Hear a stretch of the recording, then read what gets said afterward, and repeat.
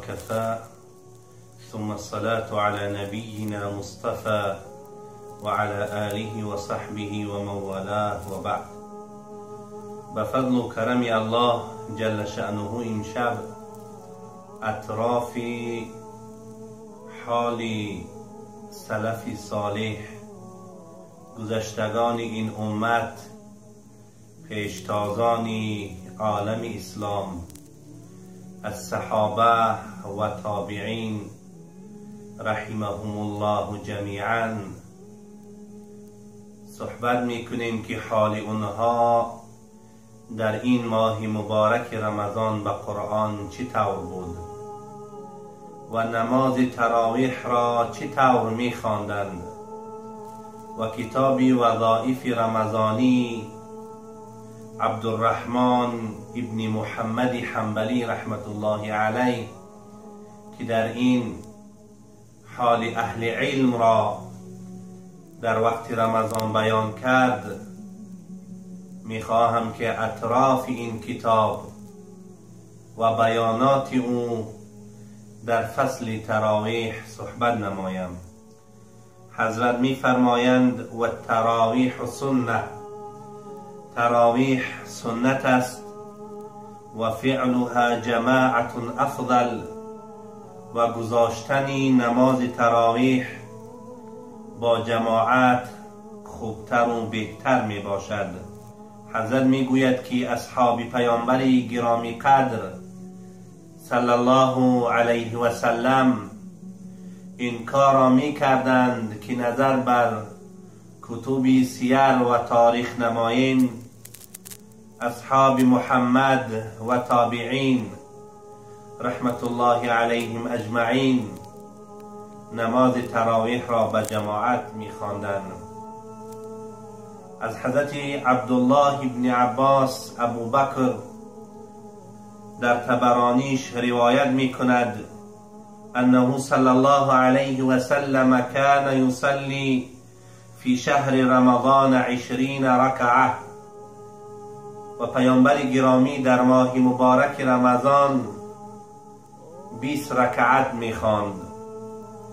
اگرچه بعضی از اهل علم سند این حدیث را ضعیف می گویند، اما شیخ تقی الدین رحمت الله علیه می فرماید له ان یصلی 20 كما هو المشهور في مذهب احمد و الشافعی. مسلمان در این ماه مبارک رمضان می تواند که 20 رکعت بخواند، چی طوری که از صحابه تا امروز برای ما باقی ماند. و مذهب امام احمد رحمت الله علیه و مذهب امام شافعی رحمت الله علیه هم نیز بر این 20 رکعت هست. و له ان یصلی 36 كما هو مذهب مالک، و می تواند که 36 رکعت بخواند همچنان که مذهب امام مالک رحمت الله علیه می باشد. و له ان یصلی 11 و 13 و کل حسن، 11 و 13 رکعت هم آمدگی هست. و حضرت می گوید که همه این بهتر و خوبتر است. فیکون تکثیر الرکعات او تقلیلها بحسب طول القیام و قصره. حضرت می گوید که بسیار خواندن در اعداد رکعات و کم خواندن حسب راست ایستادن در نماز است. اگر در نماز که راست ایستاد یا در رکوعش زیاد که ایستاد کمتر میخواند، لیکن اگر که در رکوع و در قیامش که کمتر که ایستاد میتواند که اعداد رکعتش زیاد کند. و عمر رضی الله تعالی عنه لما جمع الناس على ابی صلى بهم 20 رکعه. حضرت میگوید که وقتا که حضرت عمر رضی الله عنه امیر المؤمنین وقتا که مردم را جمع نمود بر یک امام که حضرت ابی رضی الله عنه اونها را امامتی میکرد 20 رکعت میخواندند و متاسفانه بسیاری از امام ها و قاری های قرآنی هستند که در این شبه های رمضانی اینقدر تیز قرآن را میخوانند که اصلا درک نمی کنی که اونها چی میخوانند و بعضی از اونها چنان رکوع و سجده خود را تیز میکنند که خوف زیاد هست که نماز اونها به درگاه الله جل شأنه مقبول نیست. كان الزهري رحمه الله يقول إذا دخل رمضان إنما هو تلاوة القرآن وإطعام الطعام. حضرت میگوید که وقتا که ماه شریف رمضان که فرا رسید این ماه تلاوت قرآن هست، ماهی هست که شب تا بروز انسان به صدای قرآنی به کلام رب العالمین شب را روز می کند و برای این روزدارها افطار می دهد، زیرا که این ماه قرآن و ماه افطار دادنی روزدارها هست. قال ابن عبد الحكم كان مالك إذا دخل رمضان يفر من قراءة الحديث ومجالسة أهل العلم ويقبل على تلاوة القرآن من المصحف.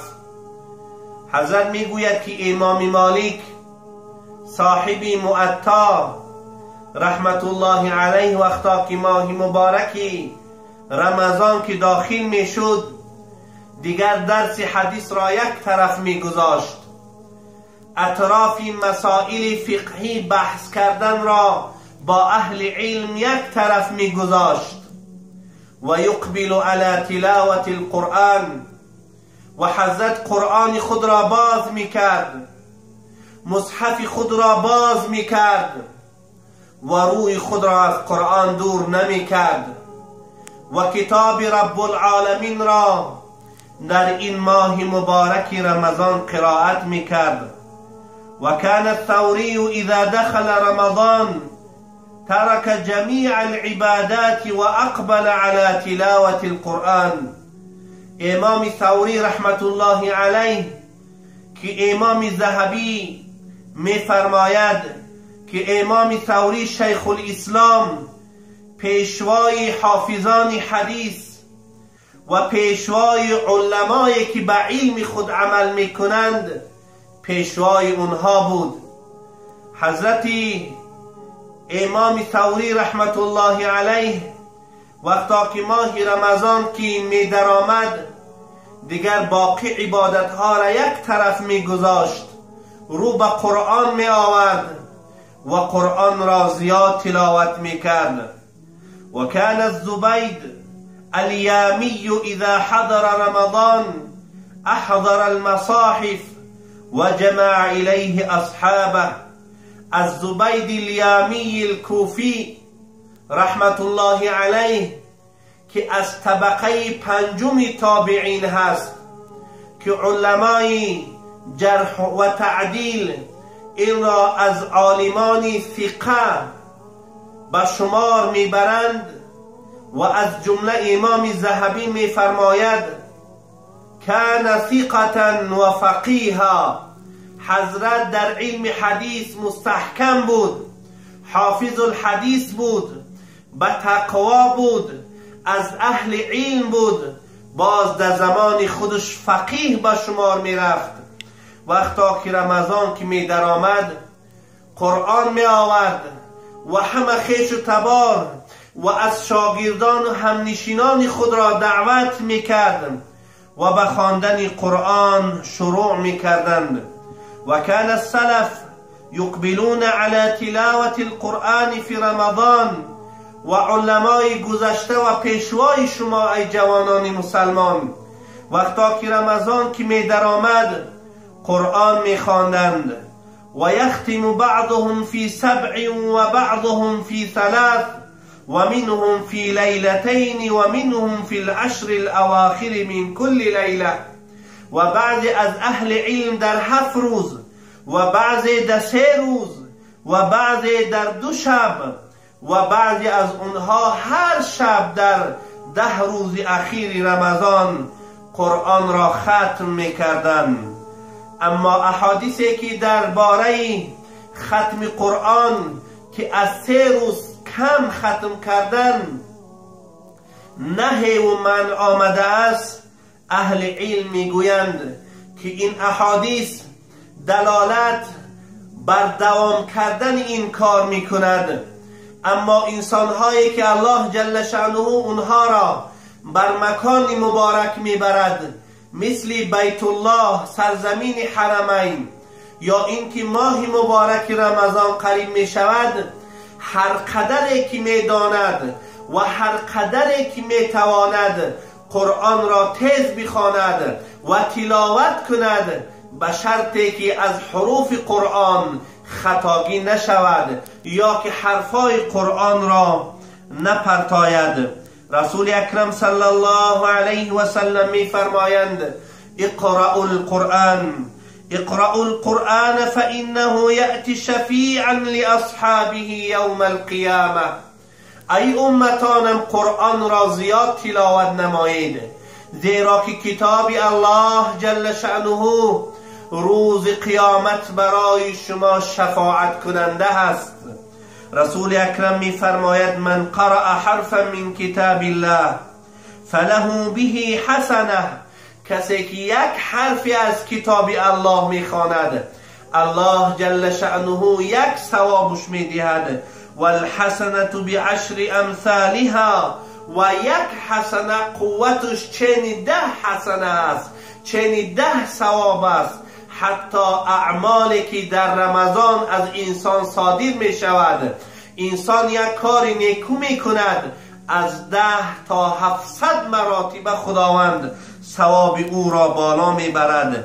پیامبر می گوید لا اقول الف لام میم حرف بل الف حرف و لام حرف و میم حرف، بلکه الف 1 حرف است و لام 1 حرف است و میم 1 حرف است. من نمی گویم که الف لام میم حرفی تنها است، هر 1 حرف این قرآن به خود حسنه ثواب دارد که قوت 10 ثواب است. پس چی فکر میکنی ای جوان مسلمان؟ این حسناتی که 10 هست در ماه مبارک رمضان به 700 مراتب زیاد می شود. پس ما و شما بندگان الله جل شأنه و امتان محمد صلی الله علیه و سلم و پیروان صحابه و تابعین و گذشتگان از اهل علم باید چنگ به قرآن بزنیم، خصوصا در ماه شریف رمضان.